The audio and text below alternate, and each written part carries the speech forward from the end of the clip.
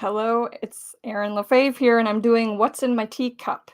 So I'm going to be talking about some things that are literally in my teacup, and I'm going to show you my teacup, and I'm going to try one of my fire cider recipes live here, because those things are usually packed full of spice and sweet and tang, and it is a wild ride. If you've ever had those fire ciders, it is a taste explosion, that's for sure.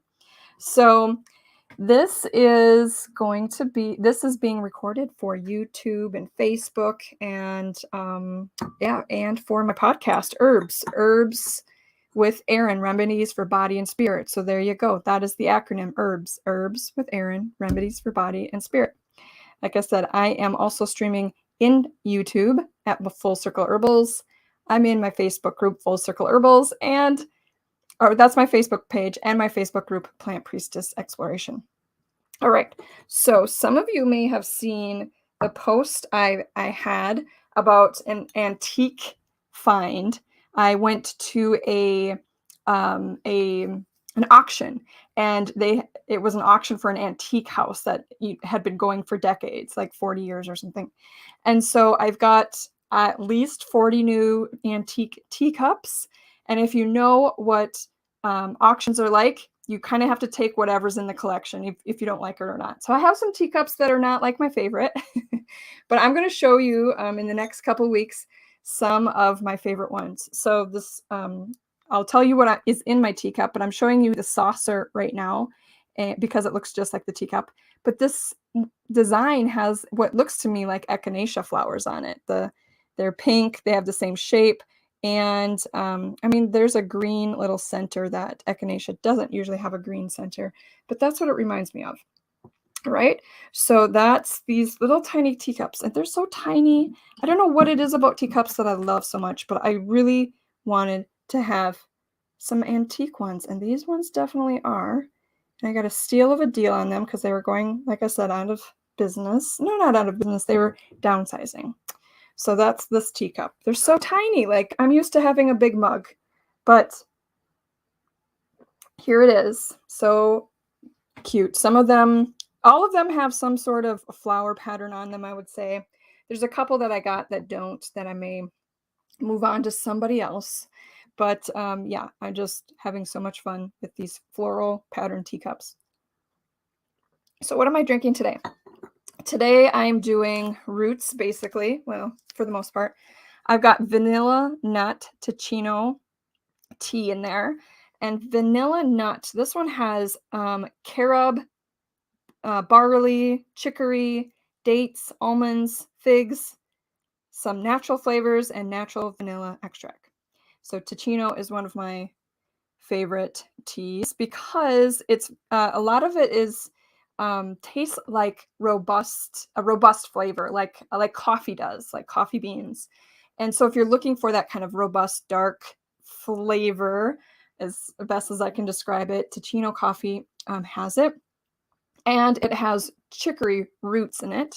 And this particular one that they have lots of different kinds, has a bit of a sweetness in it because they have figs in it. And yeah, they have organic varieties and gluten-free varieties, caffeine-free. They have prebiotics in here because of the chicory, because it has inulin in it.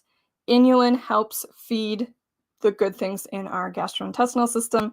So the probiotics, the things that are helping us, they need to eat too. So it's called prebiotic. So chicory has it in there, inulin. And so yeah, vanilla nut, but plus I added in some half-calf coffee too. Just a little bit, just to give it that more of a little bit of coffee flavor. And of course I added some moo juice, some cream in there. And so a lot of times I will mix my Teeccino with other things, with some coffee or with not coffee or other, yeah, I've done cocoa in there and can make it quite a treat. So yes, I have made quite a pot of it today. So I'm well hydrated and getting those prebiotics and just a smidge of caffeine. I don't typically like to have a lot of caffeine, but Teeccino's is a really, really good brand. So I like it a lot. And I do have an affiliate code for 10% off on that one too. And I've been drinking it for a long time. And so I started drinking it. I wanted to know more about it. Who has got this tea company? Because I like to do that. Where are they sourcing their products? And then I just happened upon their affiliate link. So I decided to do that. Okay, so now is the apple cider vinegar fire cider. The fire cider. And there are many recipes of this. Let's see. I've got Rosemary Gladstar put a collection of recipes together from many herbalists, and it's all based on apple cider vinegar and the fire cider type recipe that Rosemary Gladstar, kind of coined the term fire cider. And there's been lots of recipes that are, hundreds of years old that had a similar thing. And basically what fire cider is apple cider vinegar and usually something spicy, such as cayenne pepper. I didn't have cayenne pepper available, so I added it. Well, it also called for ginger, so that kind of has a little bit of heat to it. There's a lemon in this one and a grapefruit and elderberry. I think there's always like onion called and horseradish and traditional fire cider. I didn't have that either. I wanted to make one that wasn't as hot. And just using kind of what I had around me. So it's a beautiful color because of the elderberry. And sometimes they'll call for black pepper as well. Basically any kind of like fruit and root and spice, anything you want, you can put in there that in apple cider vinegar and let it steep in there for 4 to 8 weeks, depending. And then you take, like a tablespoon or more, once a day. And apple cider vinegar has lots of health benefits as well as all the herbs and the nutrients that you put in there.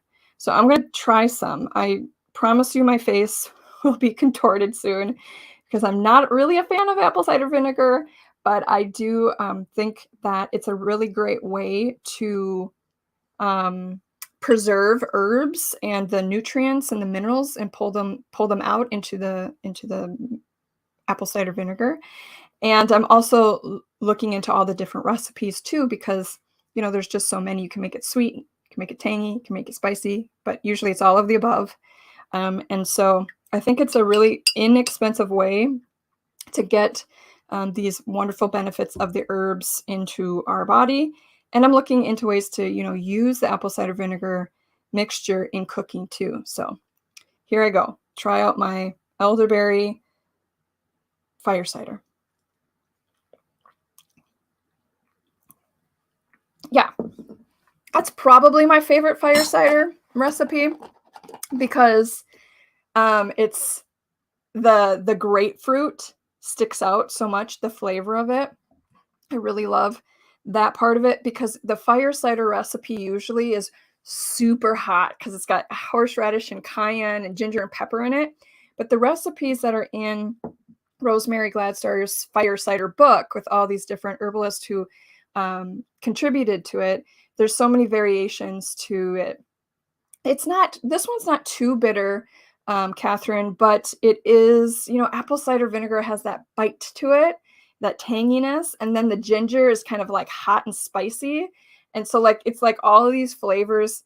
At first you take it and it's like, okay, it's not bad, it's just apple cider vinegar. And then you feel like the tang of the grapefruit, which is in mine, and then the bite of the ginger. And then it's just like really, it's a lot. But the true fire cider vinegar, the fire cider recipe with all the spiciness in it. Yeah, I mean, that one is really intense for me.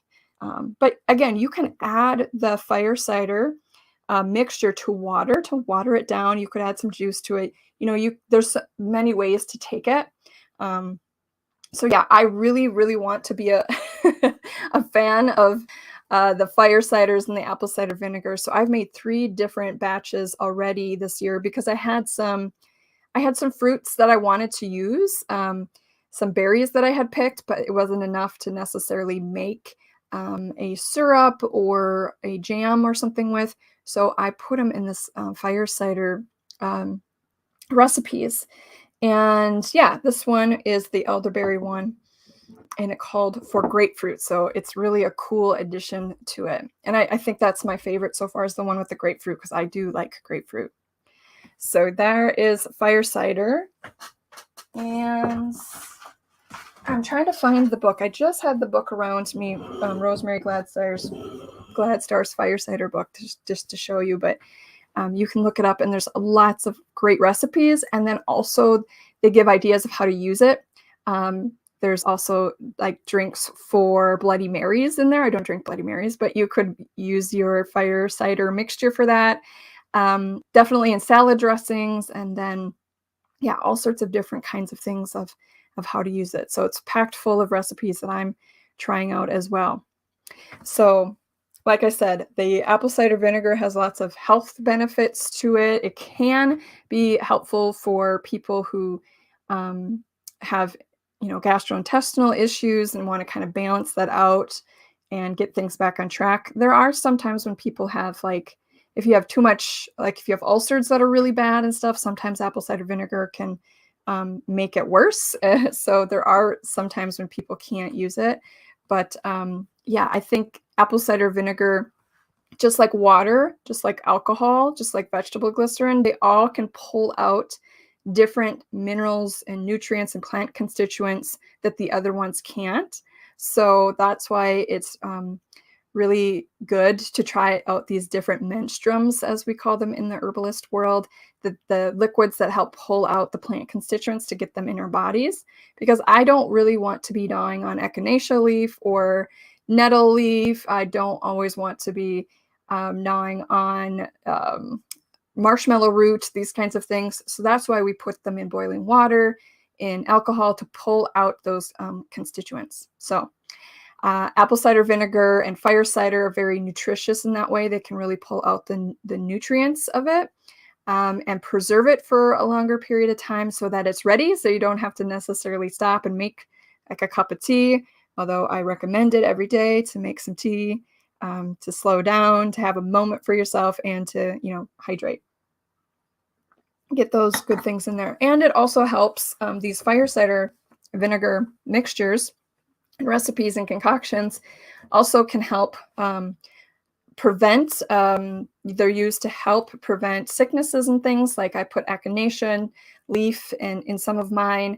I also have made some with marshmallow root to help soothe the throat and the gastrointestinal system too. So they can be used as like a preventative if somebody around you is sick, or there's it's cold and flu season, and people around you are really sick and you want to kind of boost your immune system. Those fire cider recipes are known for that. And it's also helpful for when I am have sickness, or with my seasonal fall allergies right now. I take some of that fire cider and it kind of clears up the mucous membranes. And it can also be taken if somebody's experiencing symptoms. They're not feeling well for whatever reason, and they can take it to help alleviate symptoms, like I said, and boost the immune system. So preventative, helps with symptoms at the moment, and helps to kind of bounce back from sickness too. So it's really helpful stuff. And like me, I've had to kind of acclimate myself to apple cider vinegar taste. I do like sauerkraut and pickles, which uses usually a white vinegar, but the apple cider vinegar is a little stronger for me at this point. But I have found that the one with the grapefruit so far is the one that I like the most. All right, so that's what's in my teacup. Half calf coffee plus Teeccino's plus some half and half. And this is the teacup for the day. Like I said in the beginning, it's got beautiful little patterns on the inside and out. Looks like an echinacea flower there. And I will be coming on in the next, my plan is every week to show another antique teacup for those of you who can geek out on them like me, and to tell you what's in my teacup, so we can go over some of those teas out there that can be used for, soothing symptoms as a preventative, for increasing different kinds of nutrients and minerals in our diets, and also just to share what's coming up in my Full Circle Herbals world. And right now I have the Grow Your Apothecary monthly plant lessons that's still open for registrations. We had our first lesson last Sunday, And so if you join in September 2022, right now, you will also get the recording of the wild black cherry tree lesson, the herbal lesson on that one. And you will also get access to the bonus lesson that's happening September 25th called The Secret Meeting, because it happens on the dark moon. And it's all about creating mysterious and curious potions. No experience necessary, but please bring your inner child to play. So it's $44 a month to have these plant lessons. Sliding scale payment options are available as well, but there's still time to join in September and to get the bonuses for September 2022 as well. And what else can I tell you quickly about Grow Your Apothecary mentorship, or not mentorship, monthly plant lessons. It's really about growing your knowledge of herbals, for how to harvest, how to make things, what you can use that herb to make things with, because I only focus on one herb every full moon cycle. We meet the Sunday before the full moon, or if the full moon lands on a Sunday, we meet that day too. So it's every moon cycle, we start another herb, and one herb at a time. It can really add to your home herbal apothecary, either physically adding items to it or just your knowledge of it, so that when you come across an herbal remedy, you can say, hey, I know that herb. I learned something about that. That one is familiar to me. And you also, for growing your own connection to your own inner green witch, plant priestess, and herbal healer. And if you want to find out which of those archetypes you resonate with the most, I do have a free herbal pathways quiz that you can take to find out which herbal pathway you're most aligned with right now. Yes, and I'll be a teacher for the Season of the Witch in October. That conference is coming up, and I'm a guest speaker there. So I'll get all these links to you. I usually send things through email once a week to tell you what I'm up to as well. So lots of things happening right now. And in the comments here, I see somebody said, I hear you. Sipping vinegar is definitely a brace yourself moment. Yes, absolutely a brace yourself moment for me. And then you add in spicy herbs to these fire cider concoctions, and it can really, it's quite a moment. It definitely is. It's always fun to ask somebody to try it for the first time and watch their face. So, all right, everybody, thanks for joining this little mini live, and I hope to come to you next week with another What's in My Teacup, and we will go through some other type of herb, and I'll update you on what's happening in Full Circle Herbals. Thanks for watching. Bye-bye.